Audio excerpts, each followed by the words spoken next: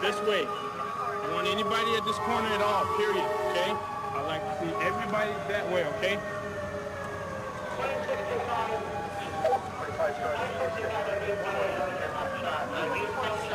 People understand? I want you that way, please. Very much. Thank you. Go home.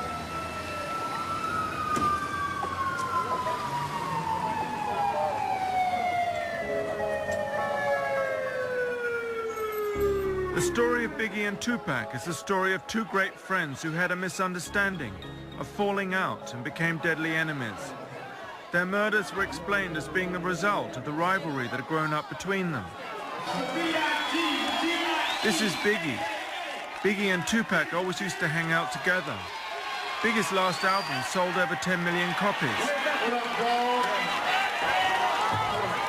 This is Tupac. He made $80 million in sales in just 1 year. It was the occasion of Puffy's birthday in 1994. And if you look really closely, you'll see the rarest of footage of Biggie and Tupac hugging on the edge of stage. Biggie and Tupac were street buddies. Biggie called Tupac Duke. Tupac called Biggie Christopher. Shit, I got 357 ways. Simmer saute, I'm the winner all day. Like skip to my damn Biggie's whole way. My forte was a 4 days of the same. Biggie used to open for Tupac. I meant it, bite my tongue for no one. Call me evil or unbelievable. Check it. It's unbelievable. Check it. Come on, what? First shots out the sunroof of like this. You can witness this. What you think this is? You know amateurs here. I did it and clear MC fearless. They tune in not to hear me clearly. I'm the triple beam queen. 1,000 grams of uncut. But the friendship changed. There were accusations of treachery and betrayal. Tupac accused Biggie of trying to have him killed. Tupac claimed to be having an affair with Biggie's wife. Their murders were explained as being the result of a feud that had grown up between them. But it was this explanation that got us interested. Tonight's shocking allegations against the city's top cop.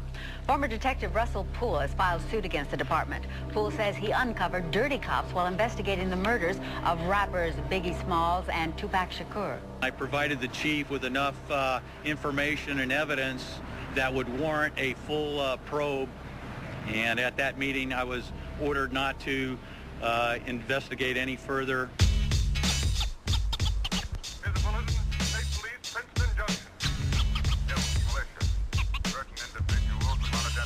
Los Angeles, California. We're driving to meet ex-detective Russell Poole at his lawyer's office.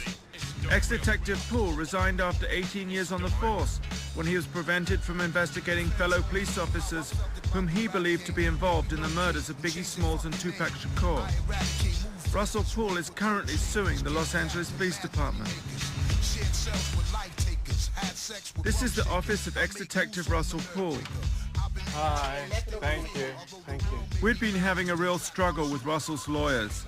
They were refusing to allow us to interview him, despite endless lunches and happy hour cocktails. Russell could talk about the case all day, but this is all they'd allow him to say. On the advice of my attorney, due to ongoing litigation, I cannot make a statement to you. So I hope we will return for a longer statement on the whole Biggie Smalls killing and Tupac scandal. Cut! Okay. Cut? Is that it? I had no idea at this stage how many more meals at Denny's we'd have to eat before we finally got Russell's interview.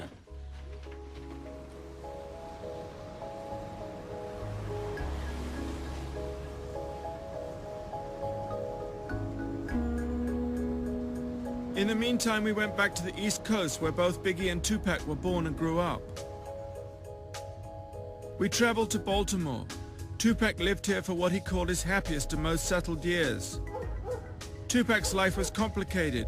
His mother an ex-Black Panther, no visible father, constantly moving from place to place. It was here in Baltimore that Tupac got his training in the performance arts. Tupac loved acting. Here he is in a wig, impersonating Rick James.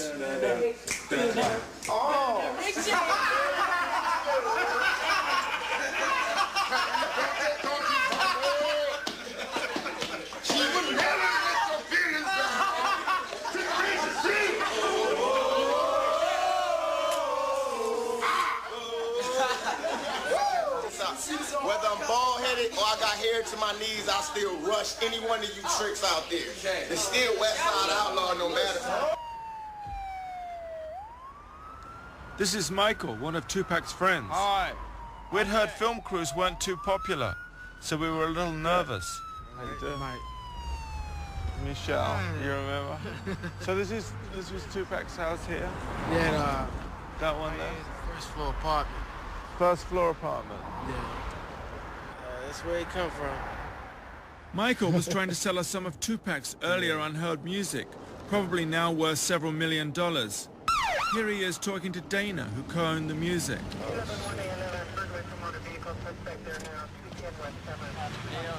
Hello. What's going on here? Just doing some filming. Okay, well, don't put that in my tape, please. Well, you were asking me questions.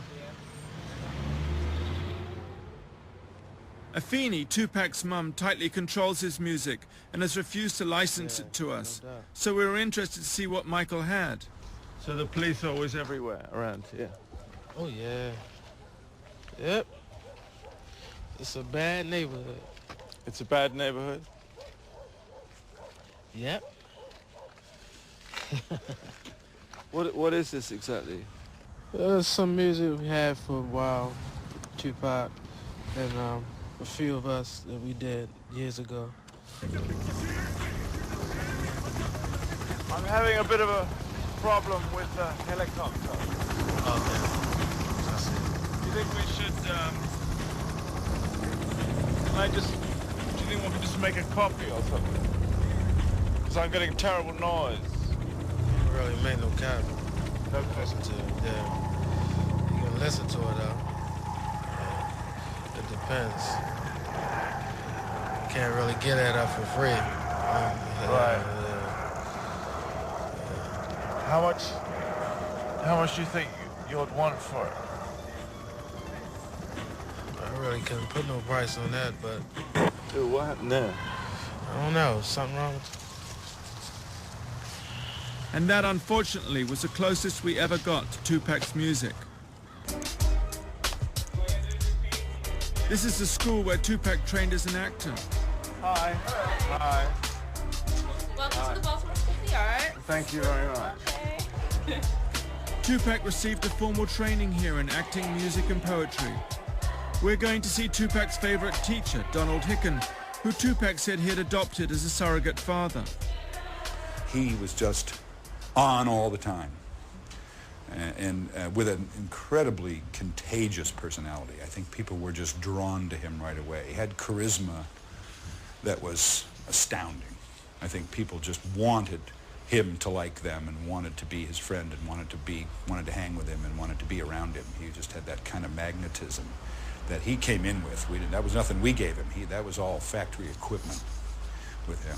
What, the smile usually? The smile, I said, yeah. He had a fantastic smile, lit up his whole face, beautiful eyes, and when he fastened them on you, whatever was in those eyes, that was where you went.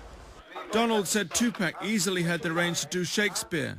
Here he is doing one of his favorite characters, Scarface. And you, Mr. Cameron, you say hello to my big friend. Juan Corleone, okay? I will break your fucking balls all over this fucking joint. Don't fucking play me, okay, man? What's so funny, right? Huh? What's your name? Huh? What's your name, man? Cameraman, dude. Cameraman? That's right. You wanna talk?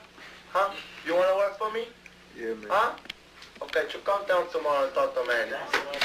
You got a job, man. You got a job, man. Anyway, Black.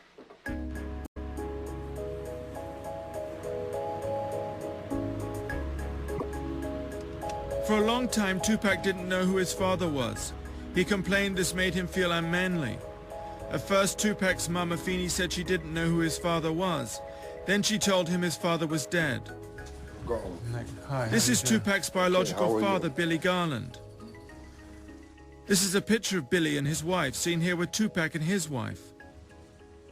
I asked Billy when he'd lost touch with Tupac.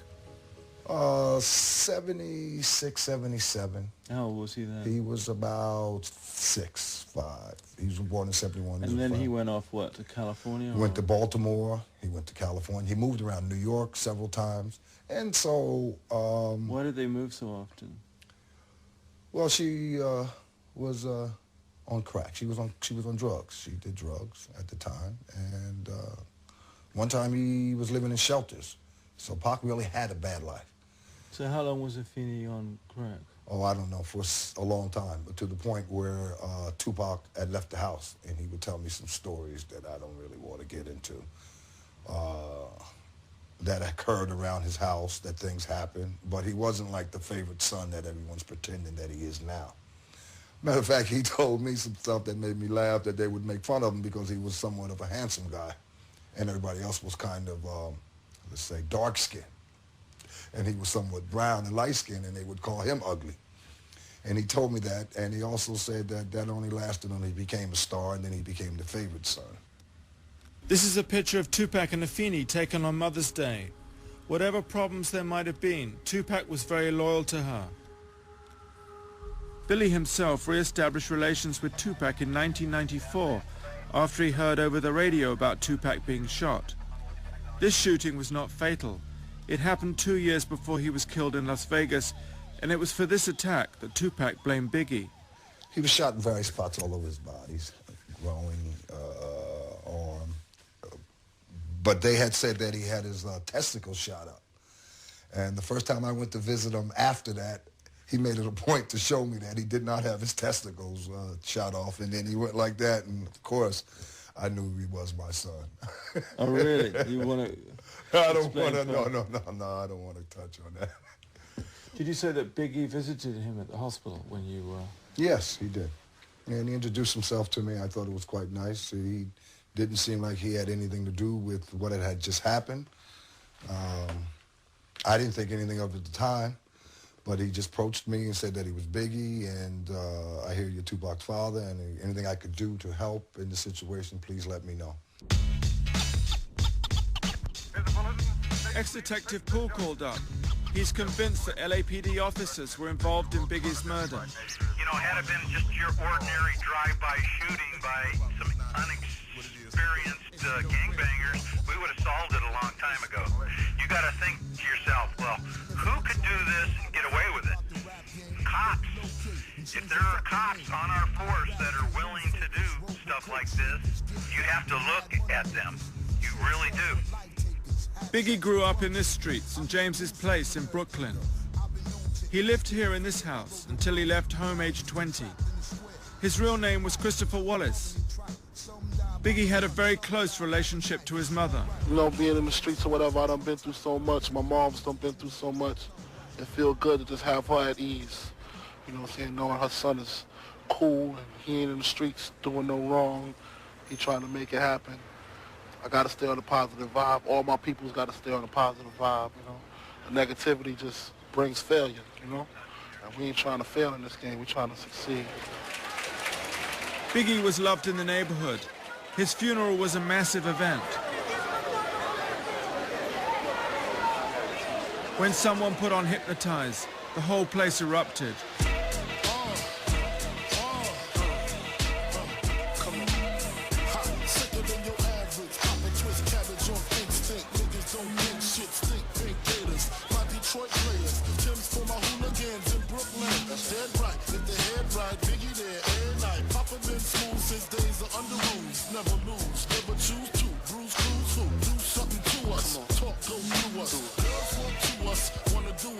The question is, was there another darker side to Biggie?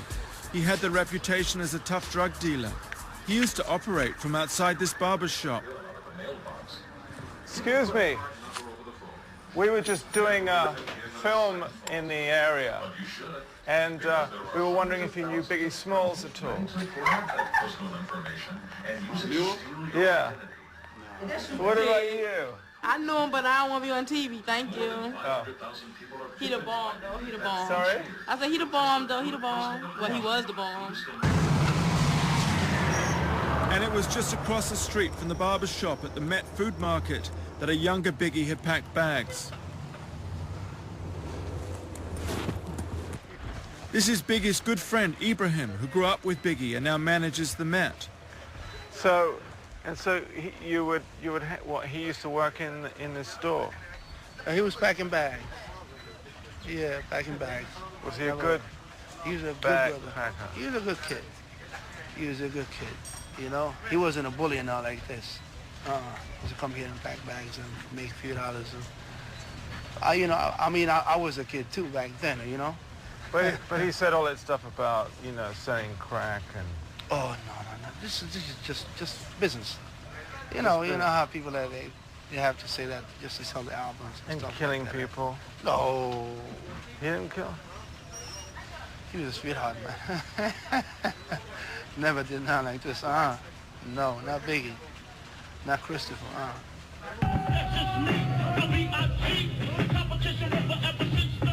And it was just round the corner that Biggie first started rapping.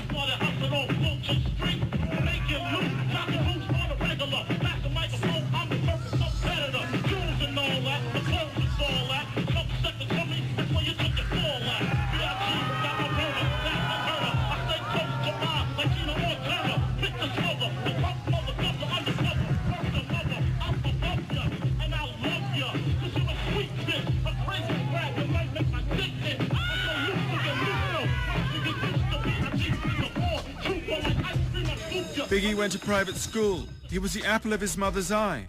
Biggie was the one on the street with all the Nintendo games. He was protected from the rougher side of the neighborhood, but became fascinated by it. Chico used to pay Biggie $0.25 a go to use his Atari. Later he became part of Junior Mafia. That's Chico at the back. Biggie's first album had just gone platinum. Have a seat, BIG. Let me do this presentation. Puff is on the microphone. Can everybody here make some noise for B.I.G. for bringing it back to the East? Chico and Biggie were like brothers. See, to me, he used to like write rhymes, but to me, I always consider as it was like a joking thing. It was funny because he never wrote a song. He always wrote a story about, well, okay, my next door neighbor, my homeboy, I don't like him no more. He'll write something like that. Like, yo, I took your sneakers and threw them in the garbage, and you ugly, you know, you need a haircut. You know, that's how he was. It was jokey. It was funny. So when he used to do it all the time, I used to be like, it's a joke. But to people that don't be around him, never knew that he can do it out of all this time. You know, because he used to just be eating what's up. We went to see Biggie's mum, who lives on this private estate. Hammer ringing king, struck necklace, igloo, ringing things for the bitches. You see them rims spinning grin, that shit with the beat trimmed and wing. Biggie lived in this house. This is Valletta, Biggie's mum. She was a school teacher and she appeared in Biggie's first video, Juicy. Valletta had received complaints that I'd barged into the barbershop and disrupted the market. She insisted that I adopt a more ingratiating style. My son is a poet, was a poet. He was a writer. And my son, he would be the first to tell you, I write what I see, and I write and rap about what I hear. People's experience, some of them my experience. Was it filth? Yes, it was filth. Some of it was filth, but it was a filthy story, a story that was out there, a story that he wanted to be told. I mean, how would you describe your son as a person? Oh, he was somebody at times you want to kill, you want to strangle, but I'm his mother. You know, he was a very generous person. He was and gentle at times, very loving, very sincere, and sincere to his word, to his friends. And my whole crew is lounging, celebrating every day, no more public housing. Thinking back on my one-room shack, now my mom pimps an act with minks on her back. And she loves to show me off, of course. Smiles every time my face is up in the sauce. We used to fuss when the landlord dissed us. No heat, wonder why Christmas missed us. Birthdays was the worst days. Now we sip champagne when we thirsty. Damn right I like the life I live, cause I went from negative to positive. I asked Valletta whether it was true when Biggie sang about his one-room shack and no food on the table. Oh, well, to me, that's a part of an alter ego. That's the rags to riches person that he wants to sing about. In all my son's life, my son left my home when he was 20, and there was not one single second when I didn't have food on my table. I have a 7.5 room apartment. I heard I live in a shack. Oh, you said it was a shack? Yeah, my son said it was his one-room shack. I asked Valletta about Biggie and Tupac's friendship. She blamed its breakup on a dispute between Suge Knight at Death Row Records and Puffy Coombs at Bad Boy Records. All it was is a Puffy and Suge Knight war. Suge Knight, for some reason, had a friend or a cousin or a nephew got shot down in Atlanta, Georgia. He blamed Puffy and hell break loose. So if that's the case, Puffy, Suge Knight, solve your damn problem. They should have done that. So that's where the East Coast, West Coast thing came. Everybody wants to be famous, so they went to the newspaper and gave their own little stories, and everybody started East Coast, West Coast. East Coast was Puffy, West Coast was Suge Knight, East Coast was Biggie, West Coast was Tupac. Come on now. You're messing with lives here, and that's exactly what happened. 2 lives were lost as a result of what? Stupidity? The Tupac-Biggie dispute really got going after Tupac joined Suge Knight at Death Row Records. In a bizarre way, Tupac had found the father figure protector he'd always wanted. He called Suge Knight the Godfather, and together they would endlessly watch the movie The Untouchables. It was like they were all playing parts in a movie. They called Death Row the untouchable Death Row. Tupac called himself the Don. He loved playing the part of gangster. 2 months after joining Death Row, he and Suge Knight assaulted and beat Mark Bell, an associate of Puffy's. Tupac would whisper into Suge Knight's ear, encouraging him to get Puffy's home address, while Suge Knight peed into a glass and forced Mark Bell to drink his urine. Suge Knight inflamed Tupac's dispute with Biggie. Tupac, who worked constantly, became increasingly isolated. He recorded 67 tracks in 11 months. A lot more shit. We only got 2 weeks to do this whole album. Complete it. Mix it down and everything. We don't have time or the luxury to spend all of this time doing one song. We don't have it. We got to somehow find a way that we could double up on it. Because I did my whole album. I know it ain't all of that, but I did my whole album like 3 songs a day. Because I was just laying it, rocking it, then getting off. You can mix it later and have niggas that love being in the studio all night, just adding a drum beat at a time and shit. You can do that after the rappers leave and shit. Niggas that love being in the studio, that just love listening for the right kick. But for while we in here and you got like 8 rappers here and everybody drinking and smoking and shit, man, get that beat popping, throw them niggas on the track. You catch everybody freestyling, throw them niggas on the track. Boom, that's the name of the song is whatever this nigga said his last word was. We do it, put it down. Then after we finish, we walk out, everybody be here and listen to it. Be like, this the hook, we go in there and lay the hook. If we don't like that hook, the nigga lay another hook, come back out here, you know, waist scratches or whatever. That'd be the song.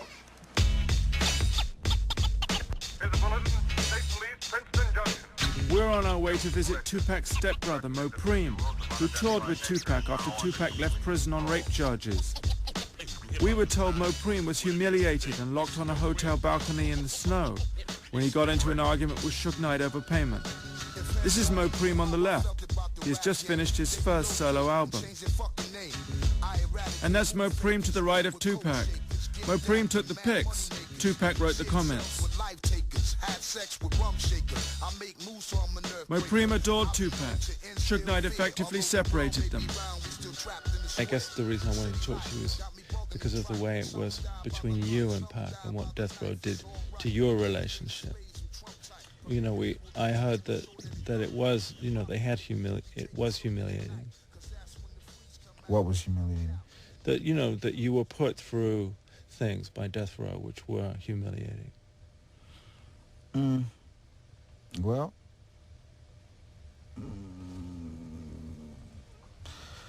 the only humiliating thing was being broke. considering what Pac was going through, he had, on top of getting out of jail, there was new problems.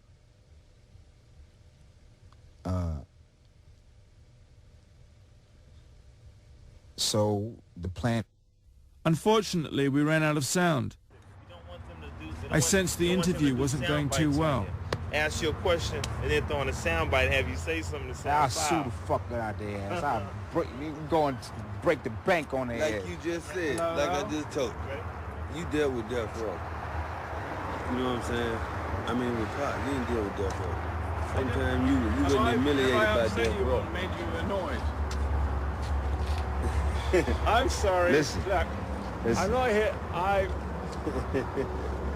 Peace in the Middle East. Peace in the Middle East. All right. Okay, I'll put it like this. I dealt with Pac. Pac dealt with death row. But you want to hear about the humiliation. There was humiliation. Sometimes I felt bad. Sometimes I felt good.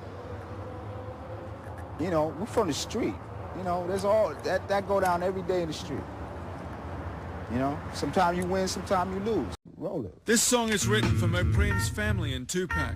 Mopreem's father, Matulu, Tupac's stepfather, is a Black Panther serving 60 years in prison. Creep back in town up on everybody real slow. They ran me out about 5 years ago. I was a little bit harder, a little bit smarter. Just like my father. Auntie Asada, family of riders. Well known to Interpol, principle, don't spit is political. Most critical of go-getters, bang with us, slang with us, got you chopping up the game with us. Khomeini still raw on the outskirts of the law. Kicking in your door with the long 4-4. Motherfuckers ain't guilty, then what is you scared for? All that shit you said, that you thought that we would stand for, shit eyes and fled. Left my dog for dead. Riches and name squandered, and now you niggas gonna pay for it. And y'all know it.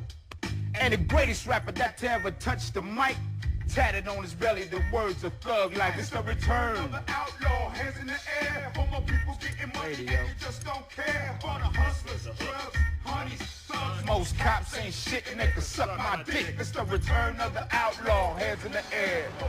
Everyone said there were two sides to Tupac, the wonderful side and the not so wonderful. Suge Knight's influence brought out the worst. Tupac now started to wage a war against Biggie.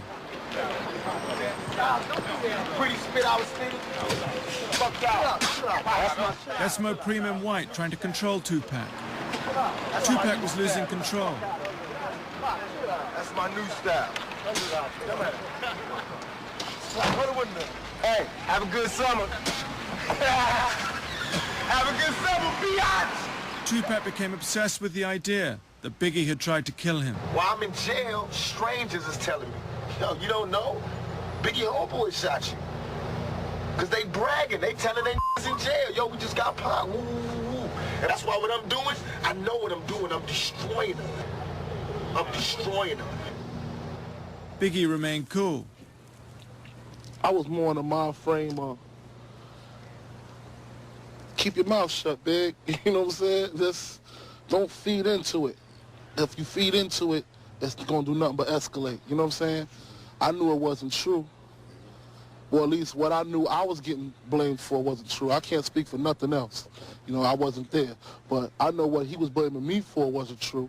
So it don't make no sense me sitting there trying to make records or hit magazines and TVs screaming how it ain't true. You know what I'm saying? If it ain't true, I just gotta egg it.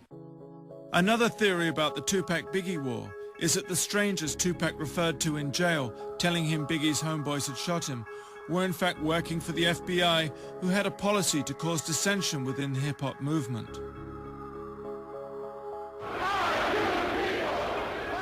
The FBI were worried by the subversive qualities of hip-hop. They saw a definite connection with the Black Panthers. In fact, hip-hop first started around the same time as the Black Panthers.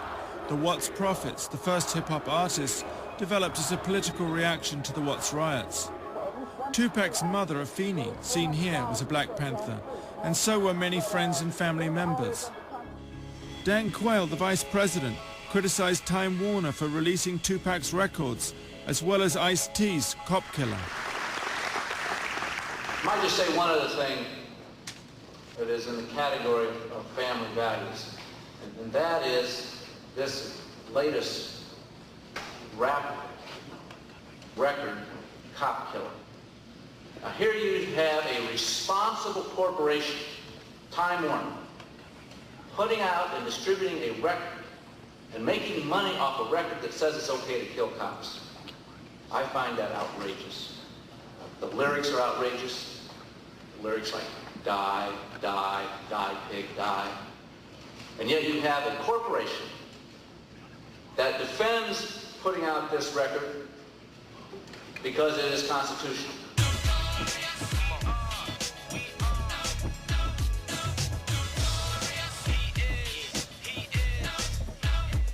It looked like Biggie's and Tupac's friendship was used and destroyed by others. Dan Quayle's outburst caused Time Warner to dump Interscope, its subsidiary that released Tupac, who in turn offloaded Tupac, the troublemaker, to Suge Knight at death row. But we had some good news. Ex-Detective Pool's lawyer, Leo, has finally agreed to let us interview him. This is Leo's office. Oh, yeah, okay. I think you're expected. Oh, wait. You're half hour early. I know, I just thought we could at least get ready in, because I know that he's in a bit of a rush. Actually, no, you can't, because I'm not ready. Oh, you're not ready? Pool's not here, and hopefully Leo will be here by 1. Okay, so, well, we'll just wait. Yeah, we're just on a tight schedule all right. today. That's so. all right. Out of desperation, meals at Denny's had become $1,000 dinner tickets for Leo's Senate campaign. It looked like it was all going to work out fine. We saw Russell Poole go in, but then nothing happened. It seemed that Leo had changed his mind again. I'm sorry to keep you waiting. Okay. I've got that news for you. And I'm going to apologize profusely, but Leo just called. I've been expecting him to be back by now. Could you please stop rolling, because this has nothing to do with the interview.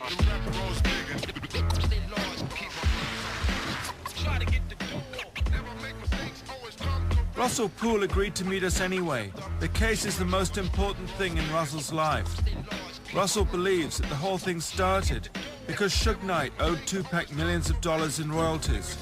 Tupac was about to leave death row and audit them, and that was why he was murdered. Hey,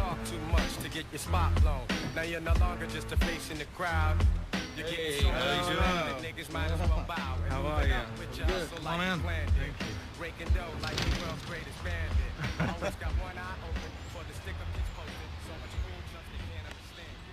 Oh, there's Elvis. Russell now follows developments with the case on his computer. Is he one of your favorites? Yeah, I do like Elvis. Russell was an apple pie, all-American kind of cop. His father, an ex-Marine and ex-sheriff, was his hero and role model. Russell is one of those cops who says he bleeds blue. He's an old-school type of cop. So it's great we were able to do this finally. Yeah, well, don't tell Leo. Would you get that on? Leo would be pissed.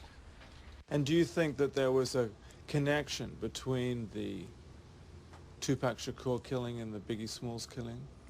Well, that's basically what it appears to be, a retaliation. Okay, and I think Suge Knight wanted it to look that way. Okay, but you know, had we been able to aggressively investigate and had the heart to connect the two and do a thorough investigation, I think we probably would have found out more information. And why didn't you? Well, you know, there's a lot of factors, but I think the fact that law enforcement officers were working for death row, and that was a scandal in itself, okay? The fact that law enforcement officers were working for gangsters, known felons, basically organized crime, because it was no secret that Death Row Records was involved in drug trafficking. Between 30 and 40 police officers, some of whom are seen here, worked off duty for death row. Suge Knight had a lot of power, even within the DA's office. Suge Knight, to me, was one of the most powerful gangsters around. He was well organized, he had a lot of power, and what gave him the power is he had dozens and dozens of police officers working in his organization. okay? He also had a DA that was working on his Who was that? matters. A gentleman by the name of Larry Longo. Russell believes that Tupac's murder was organized by Suge Knight to look like a gang killing between the Crips and the Pyrus, also known as the Bloods. It was the night of the Tyson fight at the MGM in Las Vegas. Here he is being congratulated by Tupac and Suge Knight.